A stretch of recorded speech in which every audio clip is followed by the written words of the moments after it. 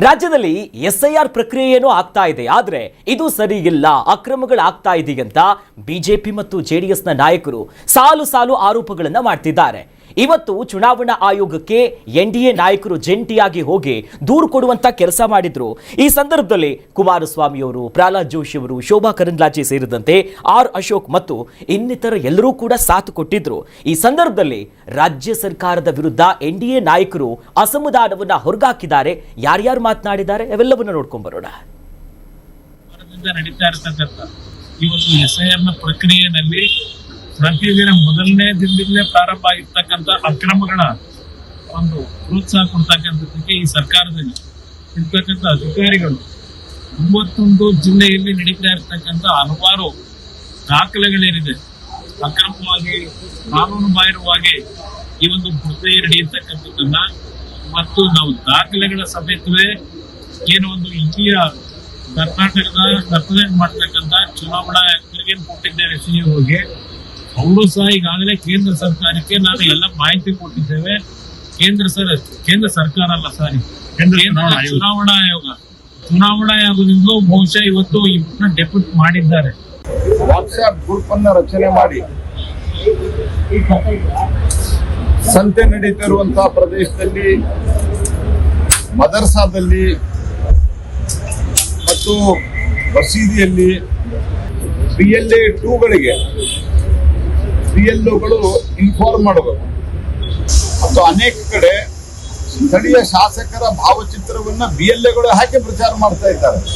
ಇದೆಲ್ಲದರ ವಿರುದ್ಧ ಚುನಾವಣಾ PLOಗಳು ಹಾಕಿ ಅವರ ID ಕಾರ್ಡ್ಗಳಲ್ಲಿ ಸ್ಥಳೀಯ ಶಾಸಕರು ಈ ರೀತಿ ಬೇರೆ ಬೇರೆ ಮುಖಂಡರದ್ದು ಹಾಕಿ ಪ್ರಚಾರ ಮಾಡ್ತಿರುವಂತಹ ಕಂಪ್ಲೇಂಟ್ ಅನ್ನು ನಾವು ಕೊಟ್ಟಿದ್ದೇವೆ.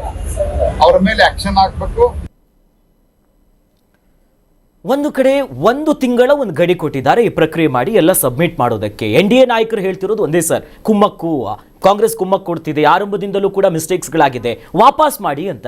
ಆ ಥರದ್ದು ಏನಾದರೂ ಚಾನ್ಸಸ್ ಇದೆ ಸರ್? ಈಗಾಗಲೇ BLOಗಳಿಗೆ ಒತ್ತಡ ಆಗ್ತಿದೆ, ಮಾಡೋದಕ್ಕಾಗ್ತಿಲ್ಲ, ಪ್ರೆಷರು, ವಾಪಸ್ ಮಾಡಿ ಅಂತ ಇವ್ರು ಹೇಳ್ತಿರೋದು. ಚುನಾವಣಾ ಆಯೋಗದ ನಿಲುವು ಜೊತೆಲಿ ಒಂದು ರೀತಿ ಕಾಂಪ್ಲಿಕೇಟ್ ಮಾಡ್ಕೊಳ್ತಿದಾರ ಅಂತ ಈ ವಿಚಾರವನ್ನು. ಅಂದರೆ SIR ಕರ್ನಾಟಕ ಒಂದು ಮಟ್ಟಕ್ಕೆ ಆಗ್ಲಿಂದನೂ ಒಂಥರ ವಿರೋಧಿಸ್ತಾನೆ ಬಂದಿತ್ತು ಕರ್ನಾಟಕ ಸರ್ಕಾರ. ಪಶ್ಚಿಮ ಬಂಗಾಳದಲ್ಲಿ SIR ನಡೀತಿದ್ದು ಇಲ್ಲಿ ಕುದಿ ಹತ್ಕೋತಾ ಇತ್ತು. ಹೌದು, ಇಲ್ಲಿ ಬೆಂಕಿಗಳು ಹೇಳ್ತಾ ಇದ್ದು. ಸ್ವತಃ ನಮ್ಮಲ್ಲೇ ನಡೆದಾಗ ಇಷ್ಟು ಮಾಡಿಲ್ಲ ಅಂತಂದ್ರೆ ಹೆಂಗೆ? ಈ ಥರ ಆವಾಗಲೇ ಟೀಸರ್ ಬಿಟ್ಟಿದ್ರು ಅವ್ರು, ನಮ್ಮಲ್ಲಿ ಬರಲಿ, ನಾವು ನೋಡ್ಕೊಳ್ತೀವಿ ಅನ್ನುವಂಥ ಕಾನ್ಸೆಪ್ಟಲ್ಲಿ. ಅದಕ್ಕಿಂತ ಮುಂಚಿತವಾಗಿ 12 ಪ್ರಶ್ನೆಗಳನ್ನ ಕೇಳಿಕೊಂಡು ಯಾವ ಆಧಾರದಲ್ಲಿ ನಡೀತಾ ಇದೆ, ಯಾವ ಸುರಕ್ಷತೆ ಕೊಡ್ತಾ ಇದ್ದೀರಿ, ಅದು ಯಾವ ಆ್ಯಪ್, ಅದು ಯಾವ ಕಾನೂನುಬದ್ಧ ರೀತಿಯಲ್ಲಿ ಮತದಾರನ ಪಟ್ಟಿಯಿಂದ ತೆಗಿತಾ ಇದ್ದೀರಿ, ಯಾವುದು, ಅದು ಯಾವ ಮಾನದಂಡ, ಅದಕ್ಕೆ ಪ್ರಶ್ನೆಗಳು ಸರಿ ಇದ್ದು ಆಗ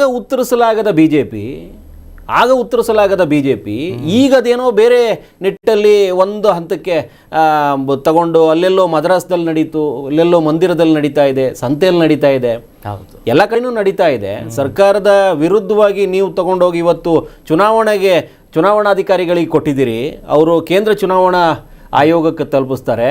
ಮತ್ತೆ ಪುನಃ ಬರಬೇಕಾಗಿತ್ತು ಚುನಾವಣಾ ಆಯೋಗಕ್ಕೆ ಈ ಶಿಕ್ಷೆನೋ ಇನ್ನೊಂದು ಮತ್ತೊಂದು ಕೊಡುವಷ್ಟು ಏನೂ ಇರೋದಿಲ್ಲ. ಯಾಕಂದ್ರೆ ಅವರಿಗೆ ಸಿಬ್ಬಂದಿಗಳೇ ಇಲ್ಲದೆ ಇರುವಂಥ ಒಂದು ಆಯೋಗ ಅದು. ಅಂದರೆ ಈ ಬೇರೆ ಮೇಲು ಉಸ್ತುವಾರಿಗೆ ಏನು ತಗೊಳ್ತಾರೆ ಅವ್ರನ್ನ ಹೊರತುಪಡಿಸಿ ಈಗ ಆ ಚುನಾವಣಾ ಆಯೋಗ ಮತ್ತೆ ಬರಬೇಕಾಗಿದ್ದು ಕಾಂಗ್ರೆಸ್ ಬಳಿಗೆ. ಅವ್ರು ಏನು ಶಿಕ್ಷೆ ಕೊಟ್ಟಾರು? ಸೊ ಇದು ಒಂದು ಸರಪಣಿಯಲ್ಲಿ ಬಂದು ನಿಂತ್ಕೊಂಡ್ರೆ ಮತ್ತೆ ಅದೇ ಕಾಂಗ್ರೆಸ್ BLOಗಳನ್ನು ಯಾರು ಹ್ಯಾಂಡಲ್ ಮಾಡ್ತಾ ಇದ್ದಾರಂತೆ ಇವ್ರು ಅಂತ ಇದ್ದಾರೋ ಅವರ ಸರ್ಕಾರಕ್ಕೆ ಬಂದು ನಿಂತ್ಕೊಳ್ಳುತ್ತೆ. ಮತ್ತೆ ನೀವು ಯಾಕೆ ಕಂಪ್ಲೇಂಟ್ ಕೊಡ್ತೀರಿ? ಸದ್ದು ಮಾಡೋಕ್ಕೆ ಕೊಡ್ತೀರೇನೋ? ಮಾಡೋದಾದರೆ ನೀವು ಕೇಂದ್ರ ಮಟ್ಟದಲ್ಲೇ ಸದ್ದು ಮಾಡಬೇಕು. ಅಲ್ಲೇನಾದರೂ ಒತ್ತಾಯಪೂರ್ವಕವಾಗಿ ಏನಾದರೂ ಮಾಡಿಕೊಂಡು ತಗೊಂಬಂದ್ಬಿಟ್ಟು ಕರ್ನಾಟಕದಲ್ಲಿ ಹಿಂಗೆ ನಡೀತಾ ಇದೆ ಅನ್ನುವಂಥದ್ದನ್ನು ತಗೊಂಡ್ಬರ್ಬೇಕು. ಹಂಗೆ ನೋಡಿದ್ರೆ ಕೇರಳದಲ್ಲಿ ಚೆನ್ನಾಗಿ ನಡೀತು, ತಮಿಳ್ನಾಡಲ್ಲಿ ಚೆನ್ನಾಗಿ ನಡೀತು. ನೀವು ಪಶ್ಚಿಮ ಬಂಗಾಳ ಬಿಹಾರದ ಕಾನ್ಸೆಪ್ಟ್ ತಗೊಂಡ್ಬಿಟ್ರೆ ಅದು ಬೇರೆ ಮಟ್ಟದಲ್ಲಿ ಆಗೋಯ್ತು. ಪಶ್ಚಿಮ ಬಂಗಾಳದಂತೂ ಇನ್ನಿಲ್ಲದಂತೆ ನಡೆದೋಗ್ಬಿಡುತ್ತೆ. ಹೌದು, ಹೈಕೋರ್ಟ್ ಅಲ್ಲಿಗೆ ಸುಪ್ರೀಂ ಕೋರ್ಟ್ ಹೋದಾಗ ಮತ್ತೊಂದಷ್ಟು ಹೆಚ್ಚುವರಿ ಸೇರ್ಕೊಂತಲ್ಲ, ಅಲ್ಲಿ ಅನುಮಾನಗಳು ಶುರುವಾಗಿದ್ದು. 91-94 ಲಕ್ಷ ತೆಗಿತಾರೆ, ಮತ್ತೊಂದು 24-30 ಲಕ್ಷನ ಕೋರ್ಟ್ ಮುಖಾಂತರ ಮತ್ತೆ ಬಂದು ಸೇರಿಸ್ಕೊಳ್ಳೋ ಪ್ರಯತ್ನ. ಹಾಗಾದರೆ ಅಂತಿಮ ಪಟ್ಟಿ ವಿಚಾರದಲ್ಲಿ ಪರಿಷ್ಕರಣೆ ಸಂಬಂಧಪಟ್ಟಲ್ಲಿ ಎಲ್ಲೋ ಒಂದು ಕಡೆ ಲೋಪ ಇದೆ ಅನ್ನುವಂಥದ್ದನ್ನು ಕೋರ್ಟ್ ಮೂಲಕ ಹೇಳ್ದಂಗೆ ಆಯಿತು ಡಿ ದೇಶಕ್ಕೆ. ಆ ಲೋಪ ಸರಿ ಮಾಡಿದ ನಂತರದಲ್ಲಿ ನೀವು SIR ಪ್ರಕ್ರಿಯೆಯನ್ನು ಮುಂದುವರಿಸಬೇಕಾಗಿತ್ತು. ಕೇಂದ್ರದ ಮೊದಲ ದೊಡ್ಡ ತಪ್ಪದು. ಹೌದು, SIR ಪ್ರಕ್ರಿಯೆಯಲ್ಲಿ ಲೋಪಗಳು ಅಥವಾ ಕುಂದುಕೊರತೆ ಆಗತ್ತೆ, ಸರಿಯಾಗಿ ಹಿಡಿತಕ್ಕೆ ತಗೊಳ್ಳೋದಕ್ಕೆ ಆಗೋದಿಲ್ಲ, ಪರಿಷ್ಕರಣೆ ಸಂದರ್ಭದಲ್ಲಿ ಈ ರೀತಿ ಬೇರೆ ಬೇರೆ ಕೆಲಸ ಕಾರ್ಯಗಳು ನಡೆಯೋ ಸಾಧ್ಯತೆ ಇದೆ ಅಂತ ಗೊತ್ತಾದಾಗ ಬೇರೆ ಇತರೆ ಪಕ್ಷಗಳು ಅಧಿಕಾರದಲ್ಲಿರುವಂಥ ರಾಜ್ಯಗಳಿಗೆ ನೀವು SIR ಪರಿಷ್ಕರಣೆಯನ್ನು ತರಬೇಕಾದ್ರೆ ಒಂದು ಹಂತದ ಎಚ್ಚರಿಕೆಯನ್ನು ಇಟ್ಕೋಬೇಕು. ಹೌದು. ಈಗ ಯಾವುದೇ ಮುನ್ನೆಚ್ಚರಿಕೆಯನ್ನು ತಗೊಳ್ಳದೇನೆ ಏಕಾಏಕಿ ಒಂದು ತಿಂಗಳ ಗಡುವು ಕೊಟ್ಬಿಟ್ಟು 59,000 ಬೂತ್ಗಳೇನೋ ಇದಾವೆ, 58-59,000 ಬೂತ್ಗಳಿದಾವೆ. ಅಷ್ಟು ಬೂತ್ಗಳಿಗೂ ನೀವು ಒಂದಷ್ಟು ಜನರನ್ನ ಆಯ್ಕೆ ಮಾಡ್ಕೊಂಡು 67-68,000 ಸಿಬ್ಬಂದಿಗಳನ್ನು ಹಾಕ್ಕೊಂಡು ಪರಿಷ್ಕರಣೆ ಮಾಡೋಕ್ಕೆ ಹೊರಟಿದ್ದೀರಿ. ಪರಿಷ್ಕರಣೆಯಲ್ಲಿ ಲೋಪ ಆಗ್ತಾ ಇರುವಂಥದ್ದು ನೀವು ಯಾರದ್ದು ಮುಖಪುಟ ಅಂಟಿಸ್ಕೊಂಡಿರೋ ಪುಸ್ತಕ ಕೊಟ್ಟರು, ಯಾವುದೋ ಬಾಟ್ಲಿಗೆ ಇವ್ರದ್ದು ಯಾವುದೋ ಏನು ಚಿತ್ರ ಅಂಟಿಸಿದ್ರು ಅನ್ನುವಂಥದ್ದೆಲ್ಲ ತಗೊಂಡ್ಬರ್ತೀರಿ.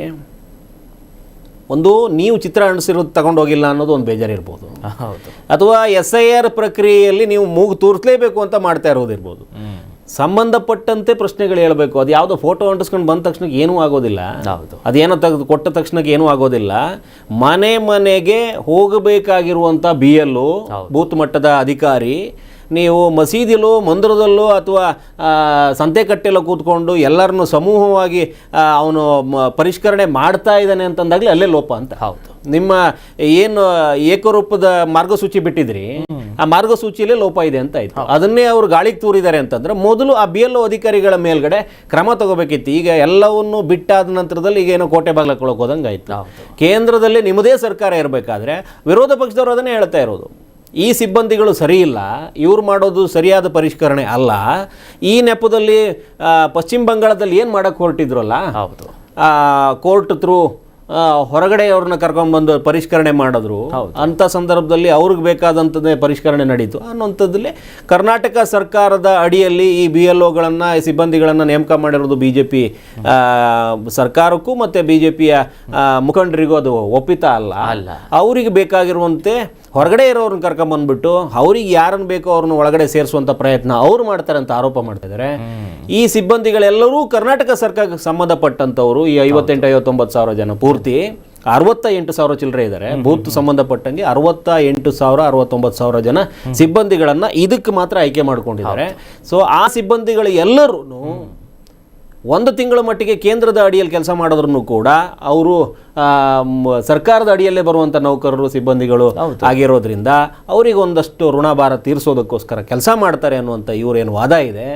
ಈ ಎರಡೂ ವಾದಗಳು ಯಾವ ಕಾರಣಕ್ಕೂ ತೀರ್ಮಾನ ಮಾಡುವಂಥವು ಅಲ್ಲ. ಯಾವ ಕಾರಣಕ್ಕೂ ಆಗೋದಿಲ್ಲ. ಇದಾಗಬೇಕು, ಪರಿಷ್ಕರಣೆಯಲ್ಲೇ ತಿದ್ದುಪಡಿ ಆಗಬೇಕು. ಯಾವ ಕಾರಣಕ್ಕೂ ಲೋಪ ಆಗದಂಥ ಒಂದು ಭದ್ರತೆ ಅಡಿಯಲ್ಲಿ ನಾವು ತಗೊಂಡ್ಬಂದ್ರೆ ನೀವು, ಯಾಕಂದರೆ ನಿಮ್ಮ ಆ್ಯಪ್ಗಳು ಎಷ್ಟು ಸುರಕ್ಷಿತ ಅನ್ನುವಂಥದ್ದನ್ನು ಬೂತ್ ಮಟ್ಟದ ಚುನಾವಣಾ ನಂತರದಲ್ಲಿ ನೀವು ತಗೊಂಡೋಗಿರುವಂಥ VVPAT ಇನ್ನೊಂದು ಮತ್ತೊಂದು ಅವನ್ನೆಲ್ಲ ಬೇರೆ ಕೆಲಸಕ್ಕೆ ಉಪಯೋಗ ಆಗುತ್ತೆ ಅಂತಂದರೆ ಈ ಆ್ಯಪಲ್ಲಿ ಅಥವಾ ಈ ವೆಬ್ಸೈಟ್ ಮೂಲಕ ನೀವೇನು ಇದು ಮಾಡೋಕ್ಕೆ ಹೊರಟಿದ್ದೀರಿ ಅಲ್ಲಿ ಲೋಪ ಆಗೋದಿಲ್ವಾ ಅನ್ನುವಂಥ ಪ್ರಶ್ನೆಗಳನ್ನು ಸೇರಿಸಿ ಅವ್ರು 12 ಪ್ರಶ್ನೆಗಳನ್ನು ಇಟ್ಟಿರುವಂಥದ್ದು. ಮೊದಲು ಆ ಪ್ರಶ್ನೆಗಳಿಗೆ ಉತ್ತರಿಸುವಂಥ ಪ್ರಯತ್ನ ಆದರೂ ಮಾಡಬೇಕಾಗಿತ್ತು. ನೀವು ಪ್ರಶ್ನಾತೀತರಂತೆ ವರ್ತಿಸ್ತಾ ಹೋದರೆ ಈ ರೀತಿ ಕೆಲವೊಂದಷ್ಟು ಘಟನೆಗಳಿಗೆ ಸಾಕ್ಷಿ ಆಗಬೇಕಾಗತ್ತೆ. ಆಗಿದ್ದೀರಿ, ನೋಡೋಣ. ಒಟ್ಟಿನಲ್ಲಿ ರಾಜಕೀಯ ಅಂತೂ ಇದ್ದಿದ್ದೆ, ಆದರೆ ಒಂದು ಸ್ವತಂತ್ರ ಸಂಸ್ಥೆ ಆಗಿರುವಂಥ ಚುನಾವಣಾ ಆಯೋಗ ಎಲ್ಲದಕ್ಕೂ ಕೂಡ ಒಂದು ಉತ್ತರ ಕೊಡಬೇಕಾದಂಥ ಒಂದು ಸನ್ನಿವೇಶ ಇದು. ಕರ್ನಾಟಕ ನ್ಯೂಸ್ ಬೀಟ್ ಫಾಲೋ ಮಾಡಿ, ಸಬ್ಸ್ಕ್ರೈಬ್ ಮಾಡಿ.